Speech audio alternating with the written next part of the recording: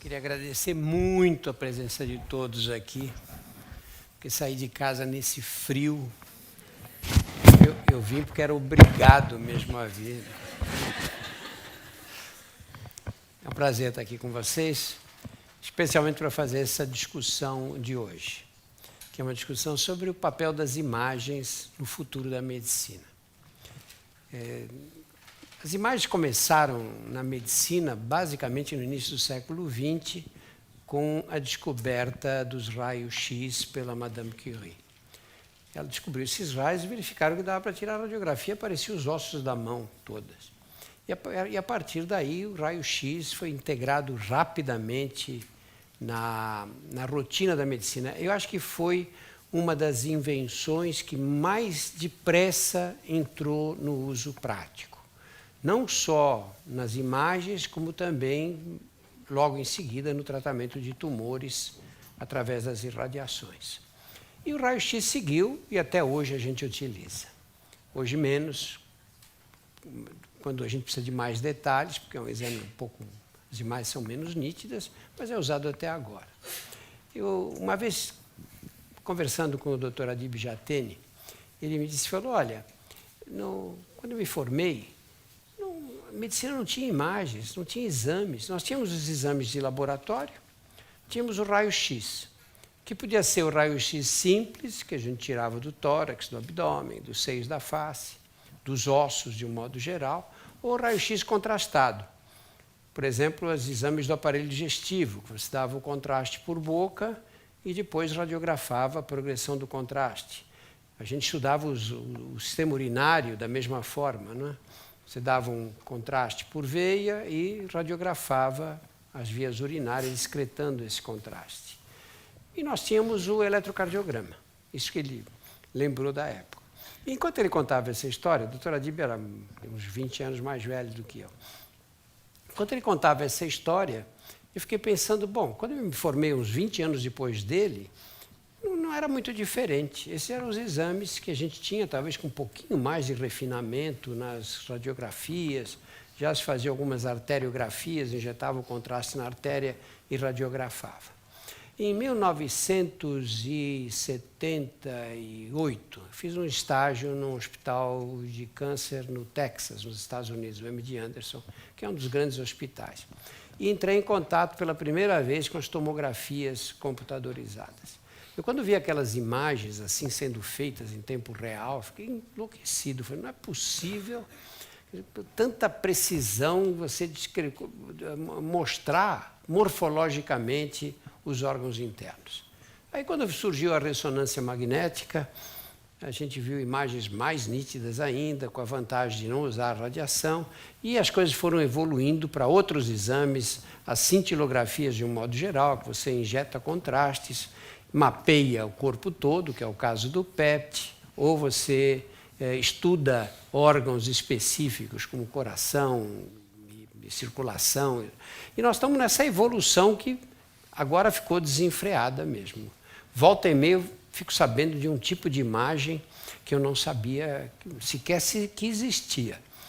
Então, essa é a discussão que nós vamos ter hoje. Quer dizer, essa avalanche de imagens todas que criaram uma forma de fazer medicina com muito mais precisão. E como nós vamos discutir depois, elas, por outro lado, encareceram muito a prática da medicina, especialmente quando existe exagero na demanda, quando os médicos pedem exames demais. E hoje nós temos uma cultura popular que as pessoas acham que quanto mais exames elas fazem, melhor estão sendo atendidas. Quanto mais exames, maior a chance de descobrir o que elas têm, o que nem sempre é verdade. Então, para essa discussão, nós temos o Dr. Fábio Matoso, que é o chefe do programa de Watson da IBM. Nós temos o Dr. Gustavo Meirelles. O Gustavo eu preciso ler, porque é tanta coisa que ele faz. Gustavo, a especialidade do Gustavo é de radiologia do tórax, mas ele é o gestor médico da área de radiologia do Grupo Fleury, e com ênfase na estratégia e inovação. E, além disso, Ele é o sócio fundador da Ambra Saúde, que é uma empresa especializada no gerenciamento de imagens médicas que utiliza tecnologia na nuvem para oferecer soluções de armazenamento, compartilhamento e visualização de imagens médicas. Bastante coisa, não é? E um pouco...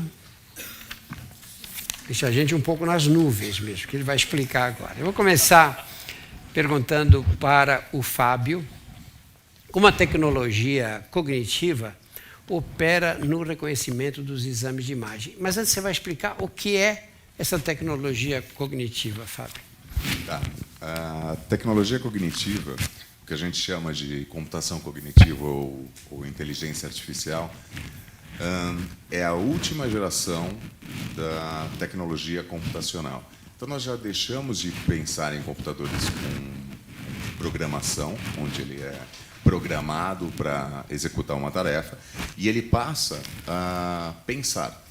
Então, como que funciona exatamente? Você ensina, é uma plataforma, não é um supercomputador. O Watson da IBM não é um supercomputador, é uma plataforma de soluções na nuvem, que você a ensina, ela aprende a pensar, te devolve muita informação e os resultados disso, e a partir daí você tem o que a gente chama de informação curada, ou seja, os especialistas, no caso da medicina, no caso da divisão de healthcare, os especialistas médicos vão dizer o quanto a solução está acertando e errando. E depois disso, ela vai acertando cada vez mais.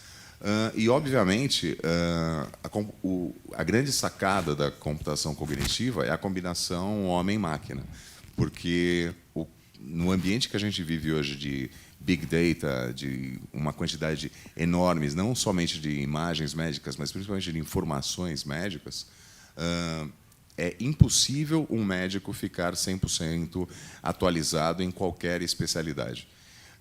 Na média, hoje, todo médico, para ficar 100% atualizado na especialidade que for, ele deveria gastar 29 horas por dia do seu tempo para estar atualizado. E amanhã já ele vai deixar de estar atualizado. Então, por isso que a computação cognitiva, ou inteligência artificial, é extremamente importante como uma ferramenta médica, né? Já que nós estamos falando só de medicina, a ferramenta mais importante que existe nos dias de hoje. Tal qual foi a penicilina no seu tempo, o estetoscópio no seu tempo. Hoje, a computação cognitiva ela é uma realidade para a medicina e, sem sombra de dúvida, nós precisamos dela para conseguir fazer a gestão da quantidade de informações que a gente tem. Especificamente na identificação de imagens médicas, o que a IBM começou a trabalhar foi um estudo específico para estenose aórtica. Então, ele pegou um grupo de 1.200 pacientes. Desses 1.200 pacientes, 400 pacientes já tinham um diagnóstico de estenose de aorta, e a IBM fez um estudo retrospectivo disso, não baseado somente nas imagens. Sim, o Watson avaliou as imagens dentro dos padrões. Como ele faz isso? Através da alimentação, né? Que é igual como um radiologista aprende, por repetição.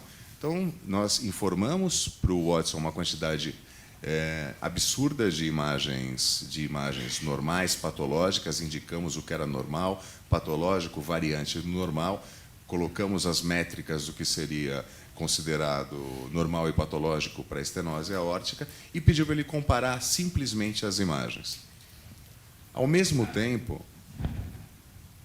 a IBM se deu conta que, olha, tá bom, isso pode aumentar ou diminuir a acurácia, mas e os dados clínicos do paciente? Qual é a relevância disso?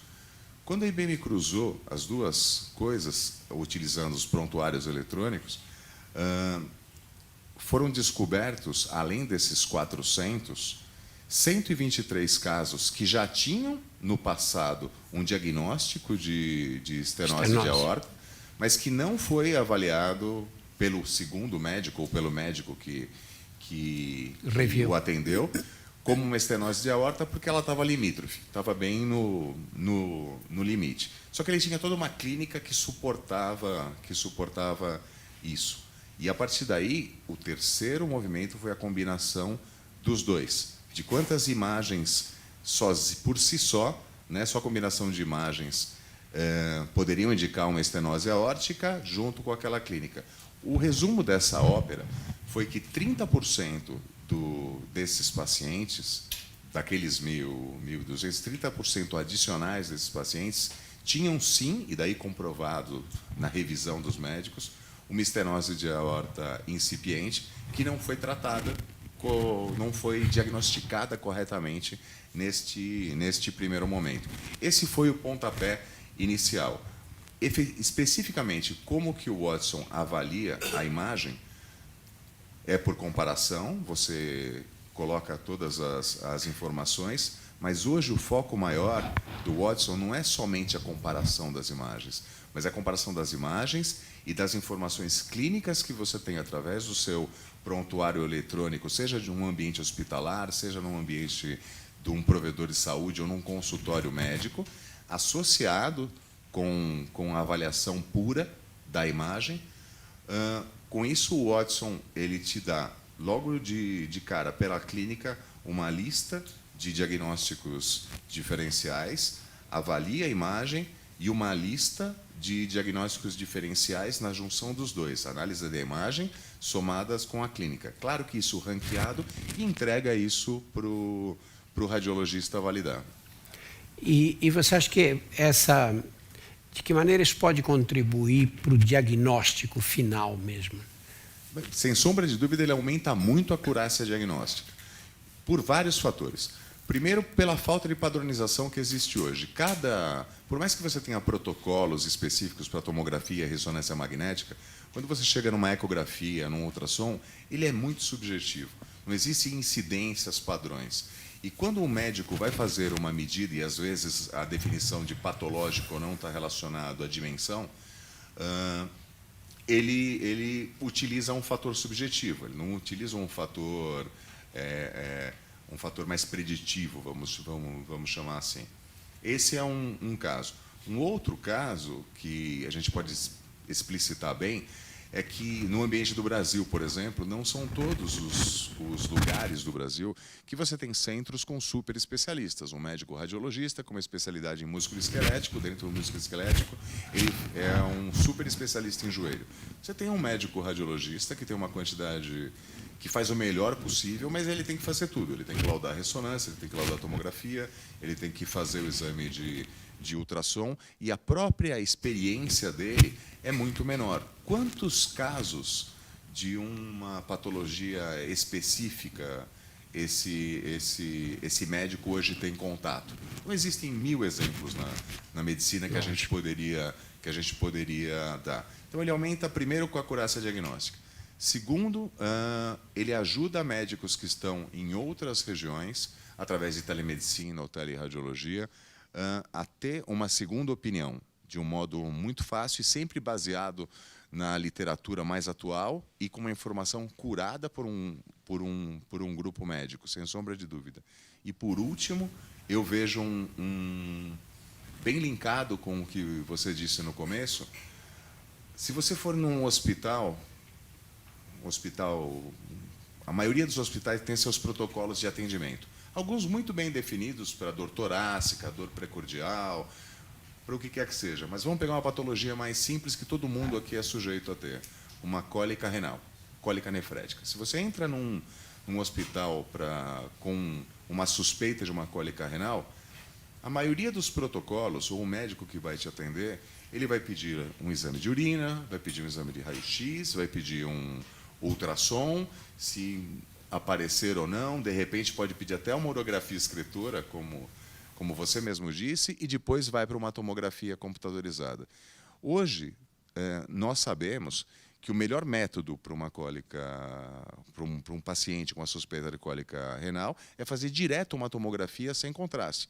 Você consegue saber se você tem um cálculo de oxalato de cálcio ou não, consegue ver se tem uma estenose de Jupe.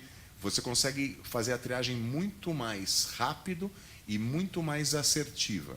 Mas aí entram dois aspectos. Um, que é o aspecto da conduta do médico que está pedindo. Dois, o conhecimento que esse médico tem dos métodos diagnósticos, o que seria melhor ou não para fazer. Então, eu acho que isso é uma somatória bem sumarizada de como a computação cognitiva ajuda nesse contexto, né? Gustavo, e como é que você acha que esse tipo de programa, no caso o Watson, pode ajudar na clínica? Quer dizer, você como radiologista, que impacto pode ter no exercício da especialidade? Boa noite a todos. Eu vou aproveitar a fala do Fábio aqui e acrescentar alguns pontos pelo lado médico, né? Eu vejo muito uma tecnologia como o Watson como um apoio à decisão do radiologista. É uma ferramenta que consegue auxiliar o radiologista na sua elaboração de um relatório, para diagnósticos diferenciais. Como o Fábio colocou, eu me lembrava de 23 horas por dia para que o médico ficasse atualizado. Hoje já estamos em 29 horas por dia.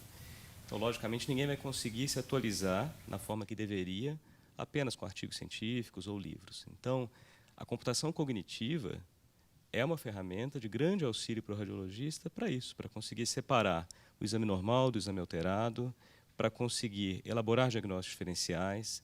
Permite, por exemplo, num país como o nosso, que tem dimensões continentais e que muitas vezes acaba não fornecendo para uma pessoa em determinado local do país o mesmo atendimento que uma outra pessoa teria num centro grande, a possibilidade de ter o seu exame avaliado por um radiologista local e esse radiologista poder fazer, por meio de segunda opinião, com a computação cognitiva, uma segunda análise, ver diagnósticos diferenciais, ver opiniões de colegas a respeito do assunto. Então, eu vejo como uma ferramenta que veio para ficar, na verdade, já está aqui entre nós, e que tem tudo para auxiliar. Um exemplo prático seria pensarmos no que o piloto automático fez nos aviões. Então, quando o piloto automático começou, muitos pilotos de avião ficaram com medo, né? Perder emprego, ou agora vou ser dispensado.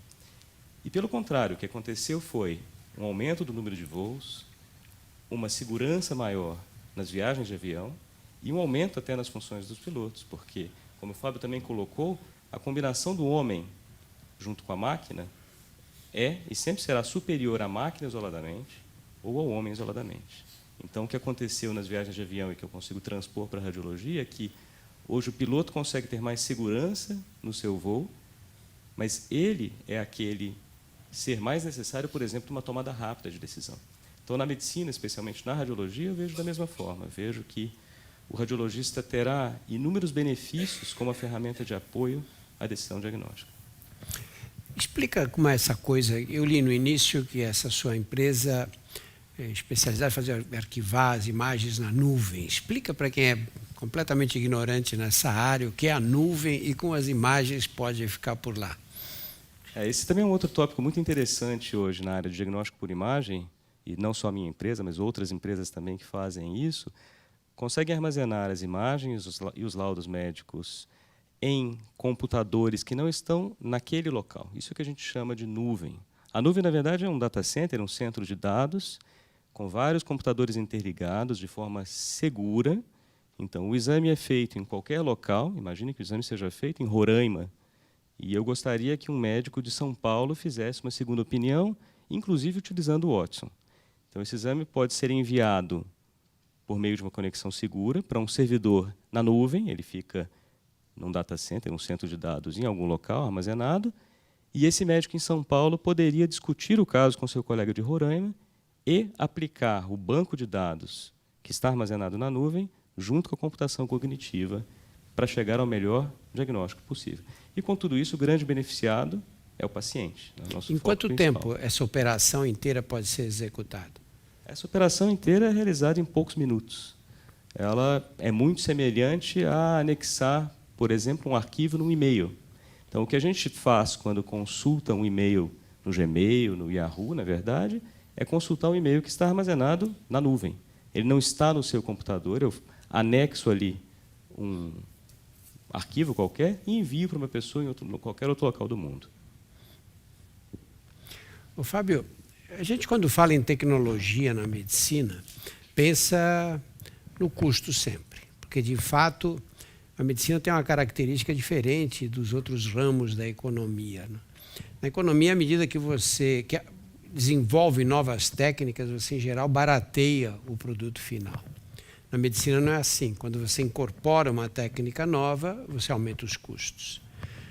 Você acha que toda essa tecnologia de você aplicar o Watson, de você entrar em contato com colegas que estão à distância, etc., isso não vai encarecer mais ainda? Não, acho que pelo contrário. Eu tenho plena certeza que isso vai baratear.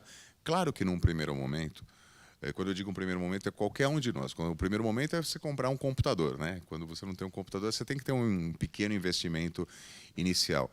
Mas isso, exponencialmente, vai derrubar os custos.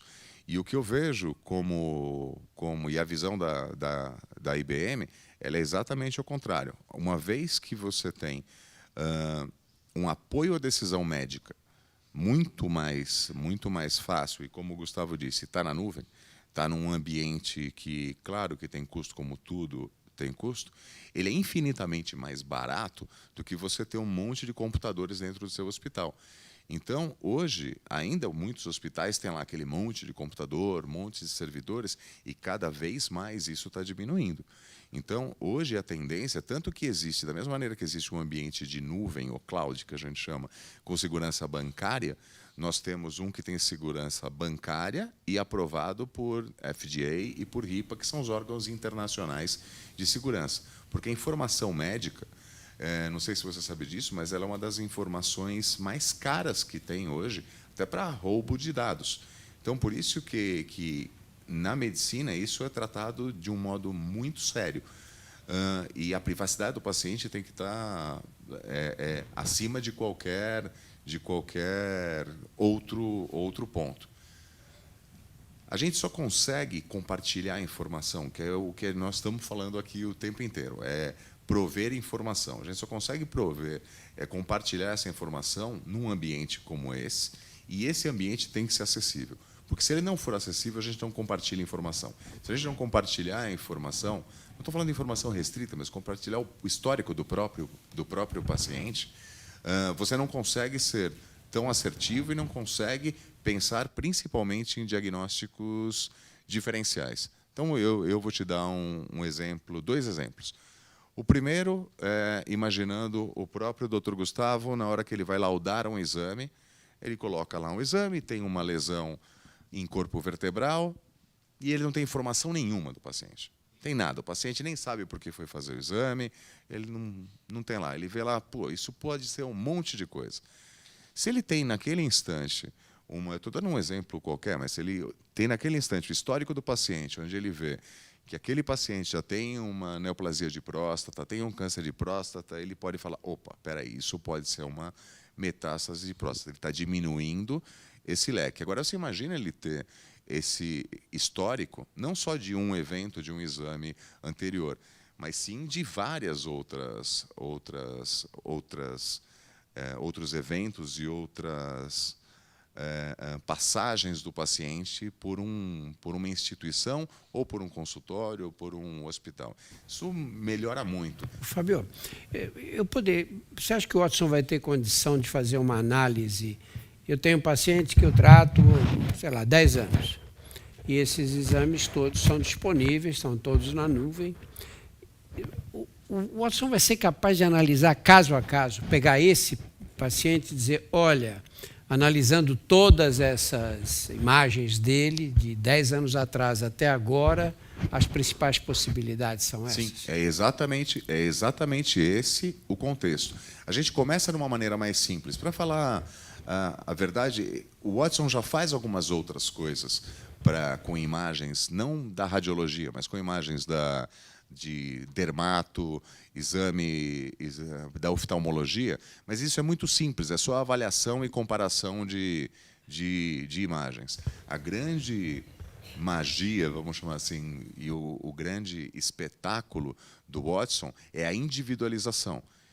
Claro que ele tem uma base em cima de dados gerais, porque ele precisa ter essa base, mas Quanto mais você o ensina, mais ele fica individualizado. E é exatamente aí que é o ponto de diferença. Então, ele consegue avaliar o comportamento de um nódulo mamário ou de um nódulo pulmonar. Não estou dizendo de patologia franca. Se você já tem um nódulo lá especulado, aquilo tudo bem, aquilo já tem diagnóstico. Mas ele começa a perceber essas alterações da mesma maneira, de uma maneira lúdica de explicar, da mesma maneira que aqueles desenhos animados de antigamente, que você desenhava o desenho com pequenas alterações e movia o bloco e ele mostrava o movimento. É assim que o Watson avalia as imagens. Junto com a clínica que você fornece para ele, ele começa a criar essa árvore de hipóteses diagnósticas ou de normalidade, né? Porque o padrão de normalidade também vai variando. A única coisa que eu gostaria de reforçar é que sempre o Watson precisa ter uma curadoria. Então, ele sempre precisa estar sendo monitorado por um médico, onde vai dizendo, não, isso aqui é um espessamentozinho pleural. Né? Então, o que às vezes o Watson pode considerar como um espessamento pleural, o Dr. Gustavo pode dizer, isso para mim é um mesotelioma, né? Um tumor de pleura. E com isso ele vai ficando cada vez mais preciso e vai conseguir prever isso de uma maneira muito mais correta, com uma acurácia muito maior. Mas o objetivo, sim, é a individualização do paciente. Eu vou pegar um caso dentro da tua especialidade, que é a radiologia torácica. Hoje, com esses aparelhos, com esses tomógrafos muito mais sensíveis do que os anteriores, a gente volta e meia encontra pequenos nódulos pulmonares. Em geral, nódulos de 2, 3, 4 milímetros. E vocês, radiologistas, ficam sempre em cima do muro, né? Vocês colocam, o nódulo está ali, mas vocês não sabem o que é. Você acha que uma programação, um programa como esse, como o Watson, vai ser capaz de identificar em fases muito precoces do desenvolvimento da doença? Acho que essa é uma pergunta muito interessante, porque nos remete à medicina preventiva e ao diagnóstico precoce das doenças, que são duas condições onde eu vejo também a computação cognitiva como grande aliada. Então, um exemplo aí seria o rastreamento do câncer de pulmão por tomografia computadorizada, que já é possível desde 2011, mas se nós fôssemos hoje expandir para larga escala, por exemplo, realizar rastreamento de toda a população brasileira de fumantes dentro da faixa etária e da carga tabágica preconizada pelo rastreamento, nós teríamos milhões de pessoas a serem rastreadas. Seria impossível termos radiologistas, por exemplo, disponíveis para conseguirem ver todos esses exames e dizer, olha, eu vejo aqui um nódulo de 2 milímetros, um nódulo de 4 milímetros, o que seria isto? E aí eu vejo a computação cognitiva como um grande aliado para a detecção dos nódulos e, junto com o radiologista, tentar separar o joio do trigo. Olha, isso aqui não precisa fazer nada, a gente repete o rastreamento daqui a um ano, isso aqui a gente precisa investigar um pouco mais. O outro exemplo, dentro da medicina preventiva, tem um estudo publicado recentemente num jornal médico da Austrália. Eles avaliaram 48 pacientes, submeteram as tomografias computadorizadas de tórax desses 48 pacientes à análise por ferramentas de computação cognitiva e fizeram uma predição de quais desses pacientes tinham mais risco de morrer em 5 anos. E acertaram em 70% dos casos, da mesma forma que o humano acertaria. Então, de novo, se a gente soma homem mais máquina, e o que a máquina viu aí? Vários fatores, por exemplo, calcificações nas artérias coronárias, muito enfisema no pulmão, dados esses que estão mais sujeitos a uma mortalidade maior. Então, se a gente começa a aplicar computação cognitiva em larga escala, a gente pode tornar a medicina mais barata até do que hoje. Nós conseguiremos evitar exames duplicados ou desnecessários e, principalmente, conseguiremos detectar doenças numa fase mais precoce, junto com o auxílio do radiologista. Você vê alguma situação em que isso pode ser feito automaticamente pela máquina só? Por exemplo, nesse exemplo que você citou, o screening de grandes massas populacionais. Nós temos no Brasil 9,8% de fumantes, o que deve dar aí 17 ou 18 milhões de fumantes. Se você pegasse os que estão na faixa etária acima dos 40 anos, mais de 20 anos de tabagismo, você provavelmente cai aí para metade disso, uns 8, 9 milhões de pessoas. Você vê a possibilidade da máquina fazer isso e separar os casos com mais chance de ser câncer de pulmão? Eu vejo a possibilidade da máquina realizar isso de forma isolada como primeira leitura.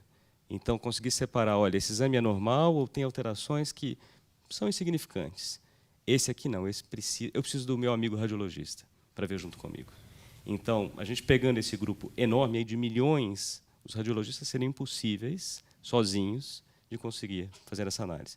Agora, se eu separo esses casos normais, e o mesmo se aplica para outro contexto, um paciente que está na emergência de um hospital e tem uma hemorragia cerebral.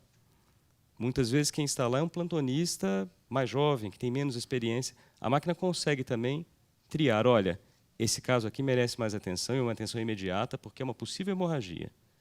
Aquele radiologista vai ver isso primeiro e vai entrar em contato até com alguém para ajudá-lo. Eu vou ler algumas perguntas agora, que a primeira delas é do Gerson Muniz, que chegou pela internet. Ele diz, como essa tecnologia pode ajudar médicos que estão em locais carentes? O Watson poderia ler os exames de pacientes de locais que não tem gente para fazer isso? Você vê isso acontecendo, Fábio? Bem, na realidade, sempre tem que ter um médico quando você gera um exame, porque ou o médico, ou o exame é operador dependente, no caso de um ultrassom que precisa ser feito por um médico, ou mesmo quando é realizado por um profissional não médico, você tem que ter um CRM na clínica. Então, sempre vai existir um médico presente durante a realização do exame.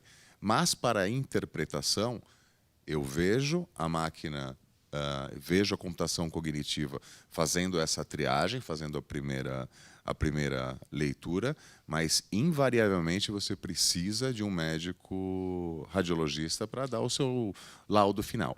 Então, o objetivo, e isso eu preciso reforçar, o objetivo da computação cognitiva, no caso da avaliação de imagens, não é substituir o radiologista, muito pelo contrário.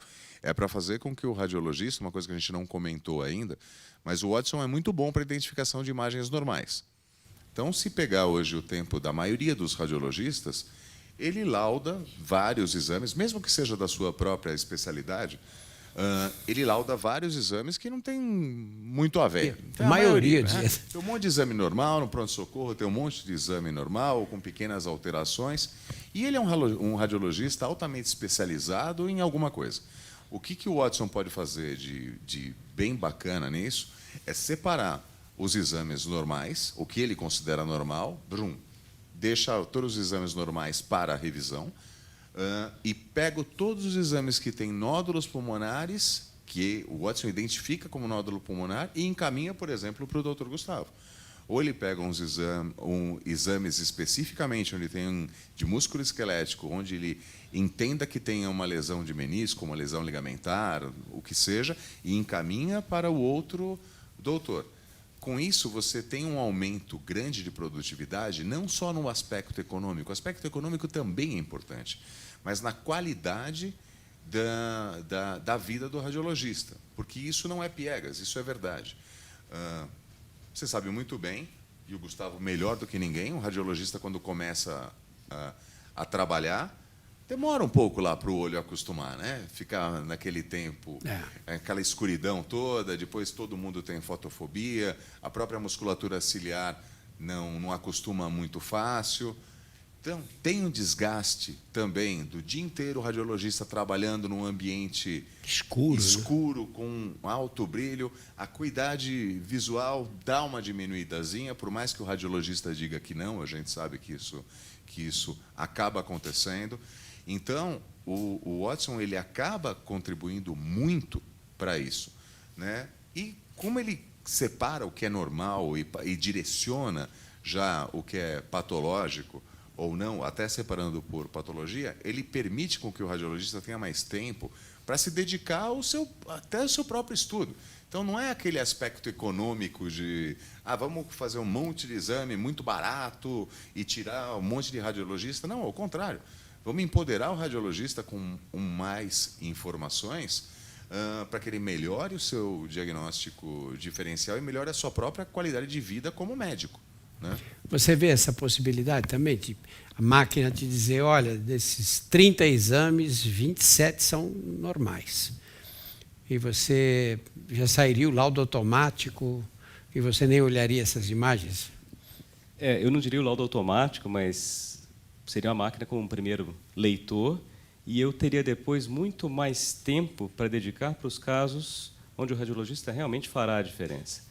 E também para fazer interação com os meus colegas não radiologistas, para ligar para os médicos, passar um resultado, interagir com o paciente. Então, eu vejo a máquina como uma grande aliada ao deixar os exames mais complexos para o radiologista mais especializado. E os exames que ela triou como normais, uma segunda revisão, mas de uma forma muito mais simples. E a possibilidade da máquina dizer... Você pega, para usar o caso que o Fábio citou, você pega um paciente com uma cólica nefrética e o médico fala, não, vou fazer uma ressonância magnética. E a máquina diz, não faça esse exame que não vai ser útil. Né? Isso acontece já.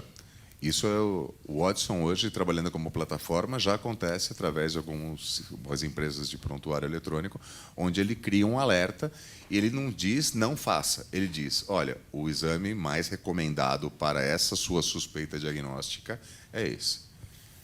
Tem uma pergunta aqui da Fernanda Vitorino. A pergunta da Fernanda era essa. O Watson pode evitar que sejam feitos exames desnecessários? Está respondida, né?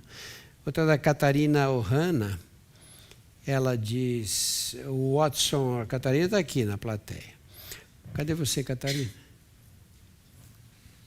Não enxergo absolutamente nada. Tem que ser olhar de radiologista, acostumado com escuridão. O Watson pode ser usado apenas para exames de imagem ou para diferentes tipos de métodos diagnósticos com o cruzamento de informações? Exatamente isso. Não somente para exames de imagem. Hoje o tema é exames de imagem, por isso que a gente está falando em imagens de um modo geral. E, obviamente, a gente acaba caindo na radiologia. Mas, independente se é imagem ou não, o core, né, o foco principal do Watson é informação, e não avaliação específica de imagem. Como ele maneja essa informação, busca na literatura mundial, pode também buscar dentro da sua própria instituição e te devolve isso. É a máquina pensando, chamando de máquina, né? Mas é a máquina pensando e interagindo com o ser humano o tempo inteiro. Olha, tem uma pergunta agora do Silvio Gomes, que diz, o Watson parece um sistema perfeito.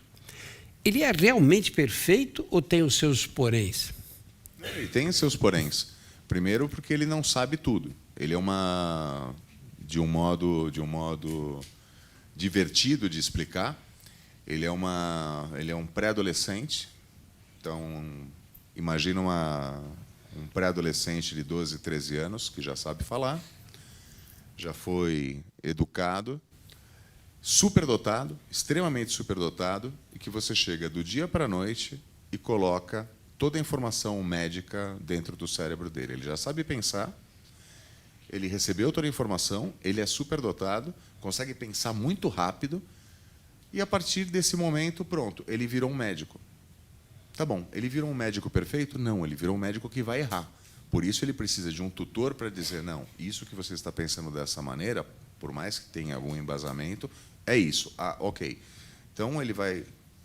Com isso, você vai acertando aqui, acertando ali, acertando aqui, e ele vai para frente. Ele não é perfeito. Só complementando aqui, acho que é uma pergunta bem interessante, porque todas as tecnologias seguem mais ou menos a mesma curva. Isso aconteceu com realidade virtual, isso aconteceu com nuvem, com reconhecimento de voz. Existe uma grande expectativa no início, então a curva bem alta. De repente as pessoas começam a se frustrar. Puxa, mas o Watson não resolve tudo, ele não dá o laudo sozinho. Então a curva cai um pouco, chega num vale e depois ela atinge um platô. E esse é o ponto onde a tecnologia vai se firmar. Então nós estamos agora com a computação cognitiva no seu auge, logicamente, como o Fábio colocou, ela vai sendo corrigida e vai firmar em breve, vai se firmar em breve num platô de apoio à decisão do radiologista e dos demais médicos.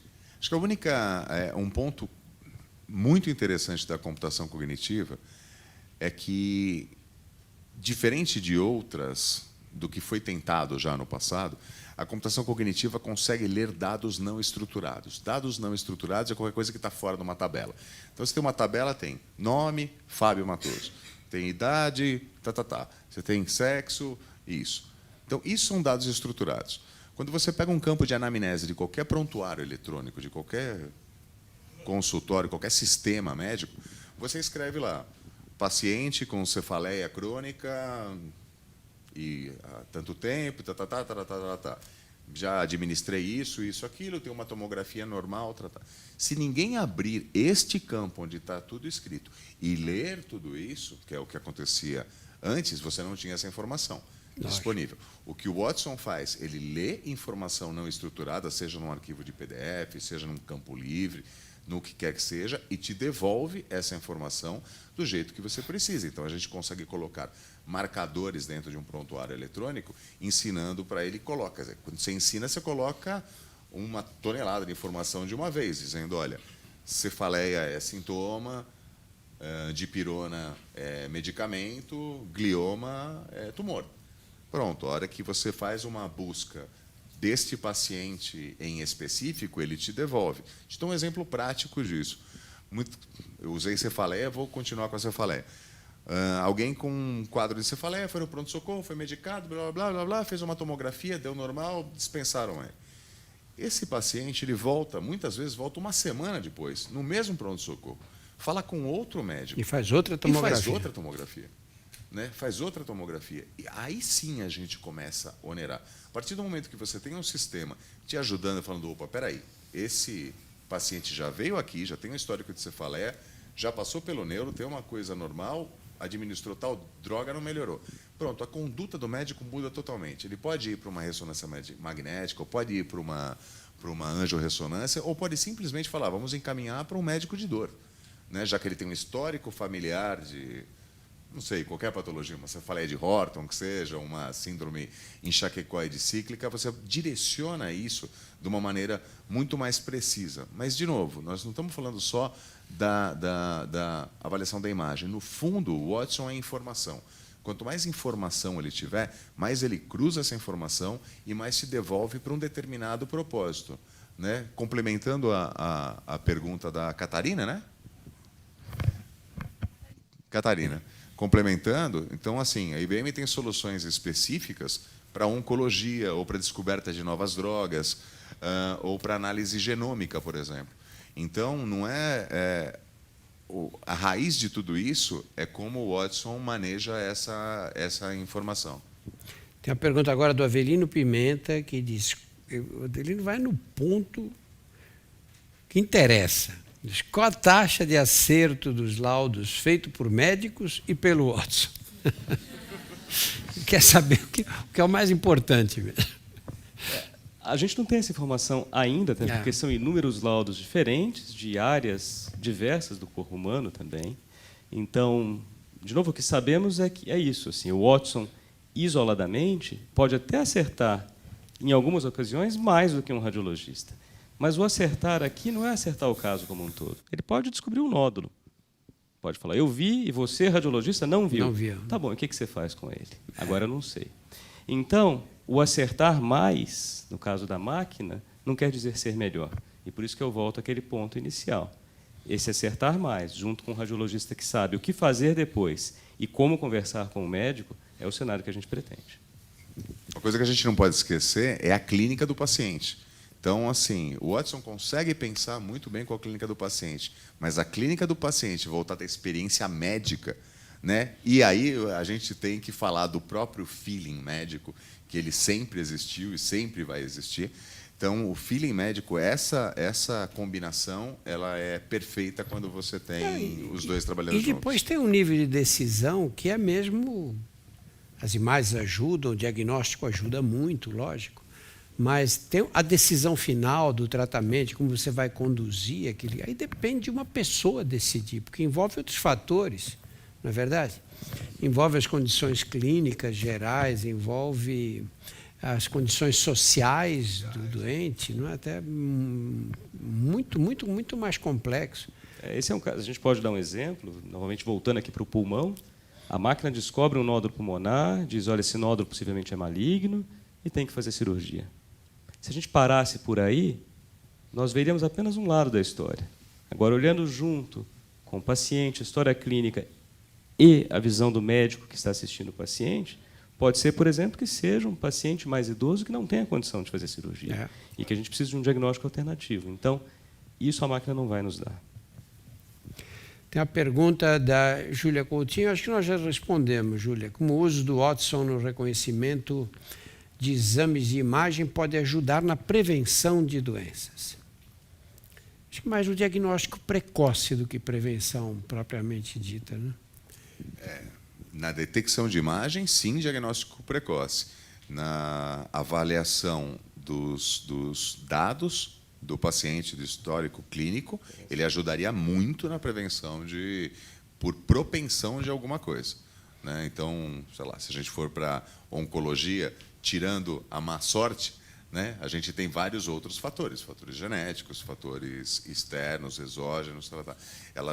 O Watson ajuda muito nesse aspecto de prevenção. Não a prevenção óbvia, né? Então, vamos lá, vamos parar de fumar, as mulheres têm que fazer o autoexame, e isso, aquilo. Tirando tudo isso, né, tirando as óbvias, vamos fazer que a gente já sabe, você tem, principalmente para doenças crônicas, como a gente estava até falando anteriormente, como doenças crônicas, existem hoje muitos fatores, muitos que são comportamentais, que o Watson, ou que a computação cognitiva, consegue te dar insights que hoje o médico não tem. Então, um exemplo é o paciente diabético.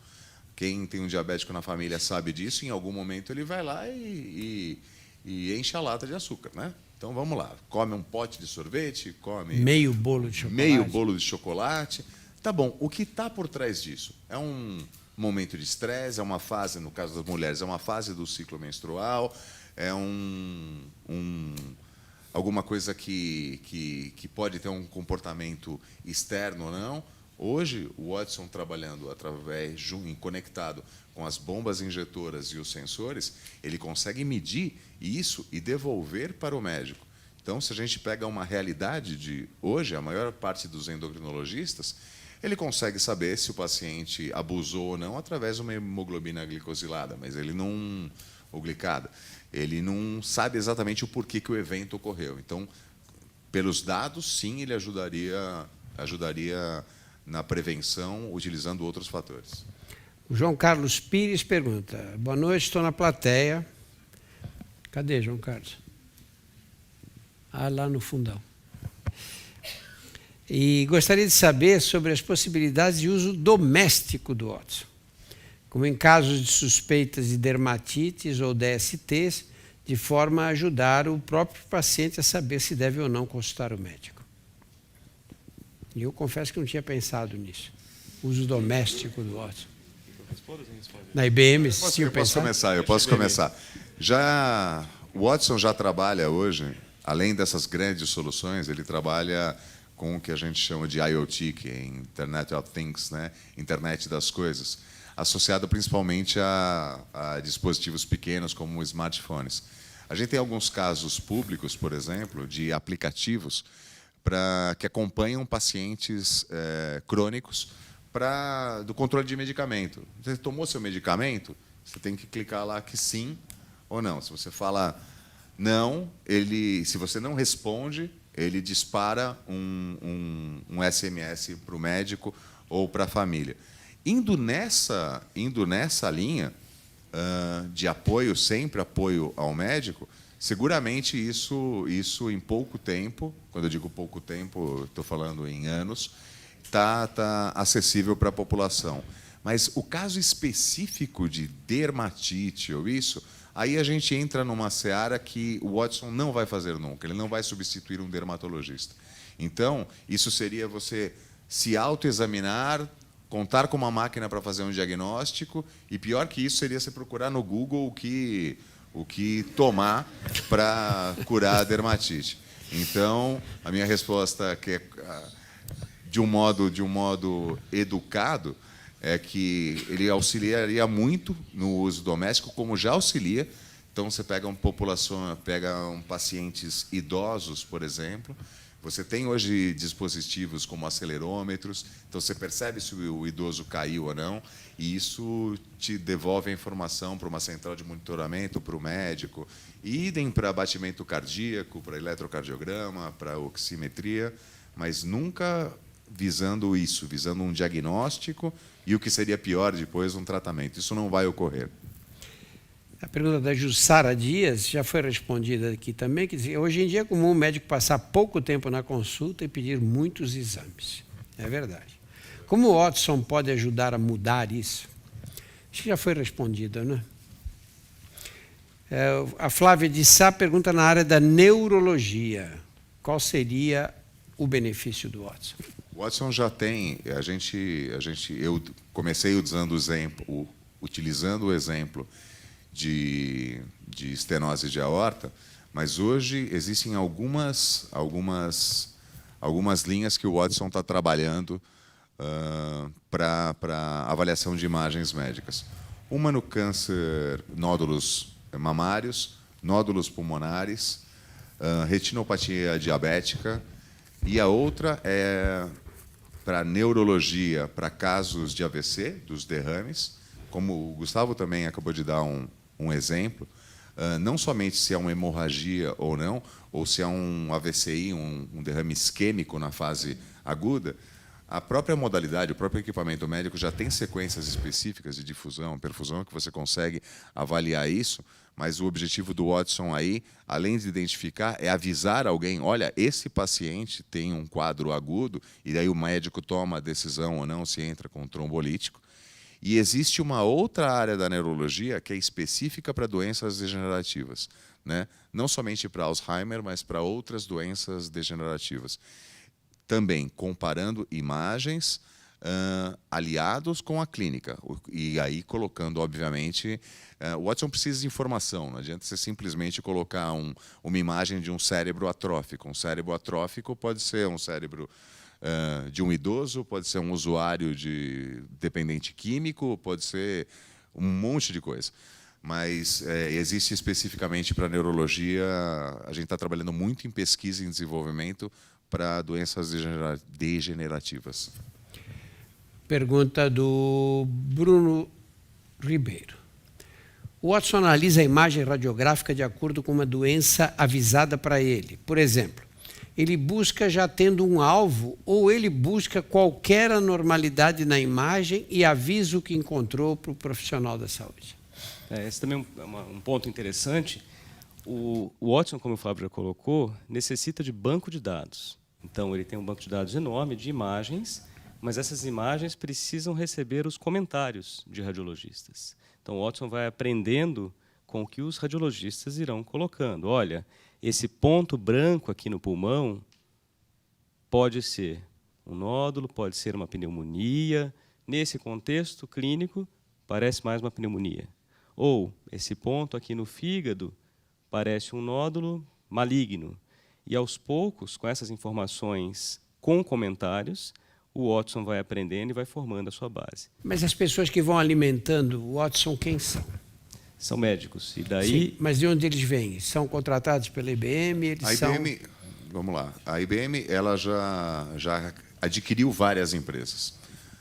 Uma delas é uma empresa que tem equipamentos que armazenam imagens médicas. Então, a IBM, quando adquiriu essa companhia, ela adquiriu um rol de mais de 30 milhões de imagens médicas. Isso tudo já está dentro do Watson. De imagens normais e imagens patológicas, ela tem médicos e cientistas que já fazem a primeira curadoria. Então, o Watson, quando ele já sai muito bom. Vamos dizer assim, ele já sai muito bom. Só que, claro, dependendo da instituição, dependendo do país, dependendo do conceito de normalidade, por exemplo, quanto que uma aorta é normal, se uma dilatação de crosta de aorta é normal acima de 40, 50, 60 anos, isso é ajustado pelo país e é ajustado pela instituição. Mas sim, o Watson ele consegue ver as duas coisas, na realidade. Tanto uma imagem normal identificar uma patologia, quando já está ensinado, né, ele identifica a patologia propriamente dita. Eu vou te dar um exemplo mais ou menos rápido, um paciente que entra num pronto-socorro com uma dor lacerante tóraco-abdominal. Só o fato de escrever isso, antes de aparecer a imagem para o radiologista, ele já escreve. Entrou um paciente assim, com uma dor intensa tóraco-abdominal, que eu acho, o Watson falando, que pode ser uma esofagite, um aneurisma dissecante de aorta, ou pode ser uma hérnia hiatal, por exemplo. Daí você faz o exame. Assim que você faz o exame, ele já te dá o que ele considera ranqueado que é essa patologia. Então ele fala, olha, para mim isso é um aneurisma dissecante de aorta. E daí você passa o mal em primeira opção. E as outras com quase nada de probabilidade de ser. Por quê? Porque daí você passa o mouse e ele coloca, eu estou vendo a dilatação da aorta, estou vendo a luz verdadeira e a luz falsa, e existe uma diferença de atenuação do meio de contraste entre uma e outra. Então, nesse caso, tudo bem que essa é uma patologia simples para o radiologista ver e também simples para o Watson aprender. Mas, de um modo geral, se a gente parar para pensar num radiologista que só faz ultrassom em algum lugar remoto, ele ter esse tipo e não está acostumado com tomografia, acabou, ou um recém-formado que acabou está na residência ainda e sobrou para ele lá ter que fazer o laudo, ele tem um apoio diagnóstico grande. Mas sempre ainda o radiologista vai chegar e falar assim, concordo, discordo, você está certo, você está parcialmente certo, e essa é a curadoria, que isso é constante. E aí entram então, milhões de informações. Milhões de informações. Só que o que eu acho que melhora muito a gente passou por alguns ciclos, e vou falar especificamente da radiologia. Antigamente você tinha exames de baixa especificidade, baixa sensibilidade e com os laudos muito bons. Ah, os médicos antigamente não eram melhores? Não, eles só não conseguiam ver a quantidade de patologias que hoje se vê. Depois disso, a radiologia passou por uma outra fase, com uma tomografia tinha 15 imagens no começo, depois 30, e hoje tem 3.000, né, para uma tomografia simples.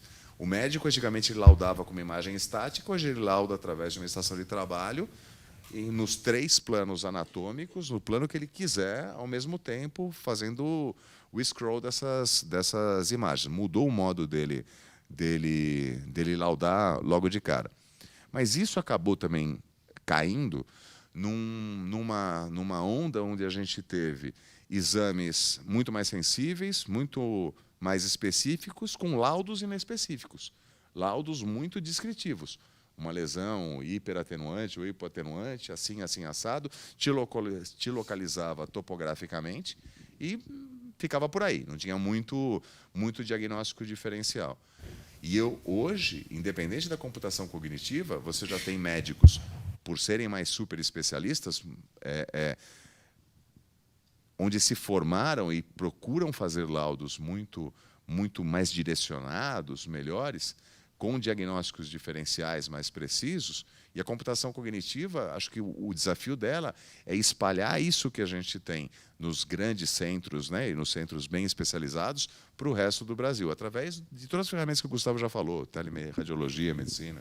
Vou fazer uma última pergunta, porque o nosso horário está chegando no fim. É da Maria Cláudia Pereira, que também está na plateia. Cadê, Maria Cláudia?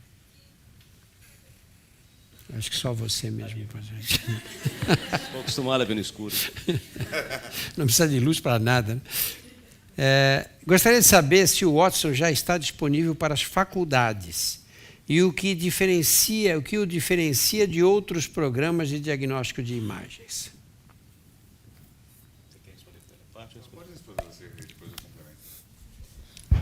Sobre relação, bem, está disponível para faculdades, acho que o Fábio vai poder falar melhor aqui como representante da IBM, então depois eu posso complementar. Tá, ainda não, a gente começa a trabalhar com os centros que já têm médicos formados e muito especialistas, justamente, propositalmente, porque a gente quer que ele fique cada vez melhor. E depois disso ele seja utilizado como uma ferramenta de ensino. Mas nesse primeiro momento, a gente quer justamente alimentá-lo com o que tem de melhor do cérebro humano e dos gênios aqui de cada especialidade. Eu acho que respondendo não só essa pergunta, como outros questionamentos possíveis, o que o Watson tem de diferente, por que pensar em computação cognitiva aqui, né? A IBM tem encarado muito isso como um suporte à decisão diagnóstica, não só para o radiologista, mas qualquer médico que lide com imagens. E isso, como a gente já reforçou várias vezes, essa combinação homem-máquina é o grande caminho, e que os meus colegas radiologistas pensam hoje é que assim, não é que a máquina vai substituir o radiologista. O radiologista que usa a computação cognitiva vai substituir aquele que não usa. E só para complementar, o que a Watson tem diferente de qualquer outra solução de computação cognitiva é a sua curadoria. As parcerias que a IBM faz, no caso da oncologia, por exemplo, é com o MSK, onde o Dr. Gustavo aqui tem pós-doutorado, Memorial Sloan Kettering de Nova York.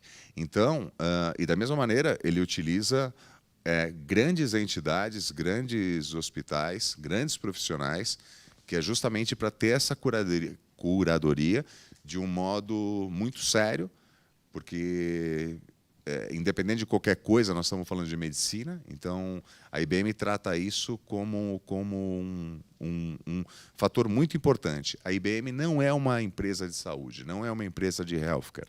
Ela tem uma unidade de healthcare, uma unidade de saúde, mas ela é uma empresa de tecnologia. Por isso que, para a IBM, ela sempre precisa ter uma parceria com entidades sólidas, entidades sérias, para que, no fundo, a população seja bem assistida. Essa é a resposta do que nos diferencia de outras soluções de inteligência artificial ou computação cognitiva. Queria agradecer ao Gustavo e ao Fábio, e queria agradecer a todos que saíram nesta noite fria para nos assistir. Muito obrigado.